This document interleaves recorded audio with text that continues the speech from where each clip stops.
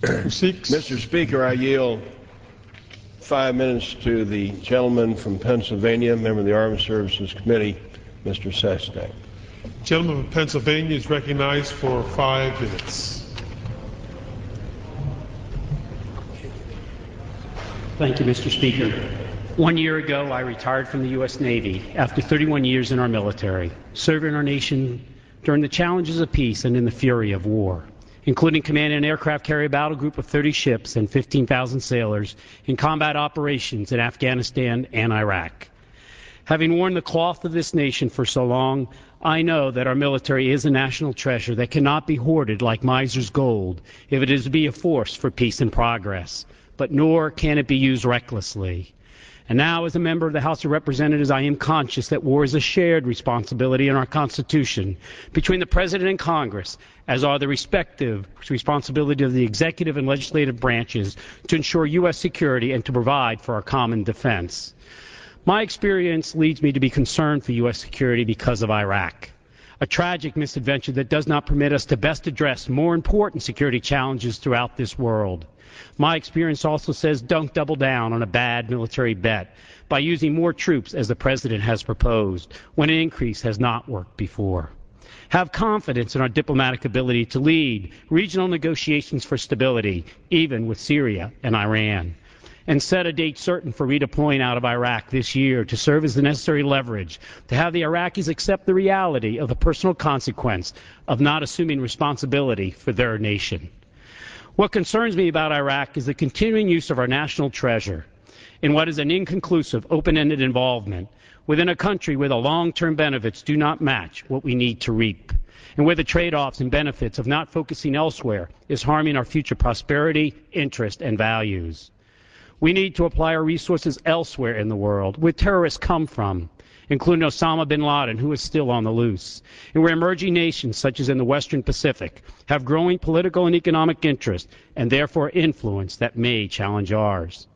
An alternative strategy is just what is needed, because remaining in Iraq means less security and a greater strategic security risk for America.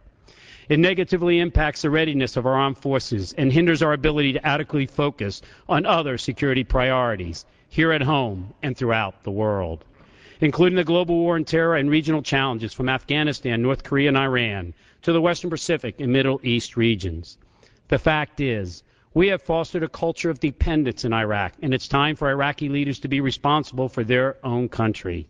They must make the difficult political compromises that will stop the civil war we are refereeing and bring about stability. We cannot do this work for them.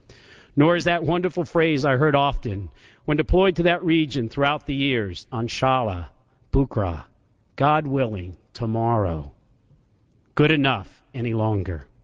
So yes, I will vote for this resolution because sending more troops to Iraq and remaining there indefinitely will only further increase the dependence of the Iraqis on America, both politically and militarily, at a time when they should be shouldering increased responsibility for their country, while impacting our degraded military and strategic security readiness further.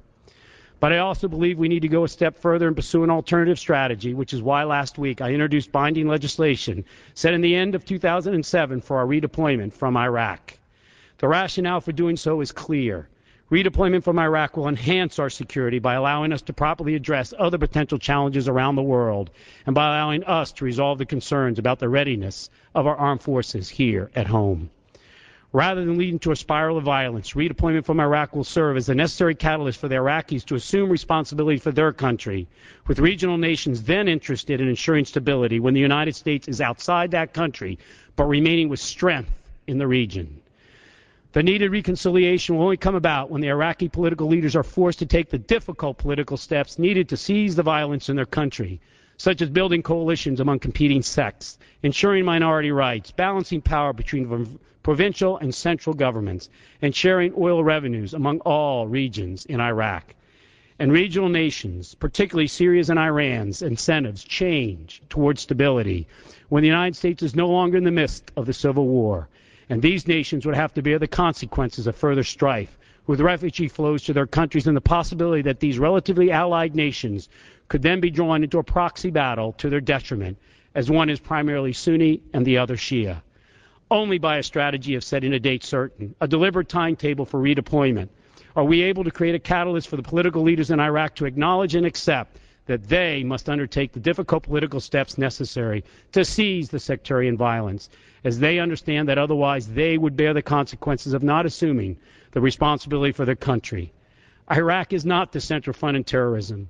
Rather, it is a result of our leadership forgetting the age-old axiom that successful generals win, then they go to war. In short, we did not actively plan, and we should redeploy. Thank you, Mr. Speaker. Gentlemen.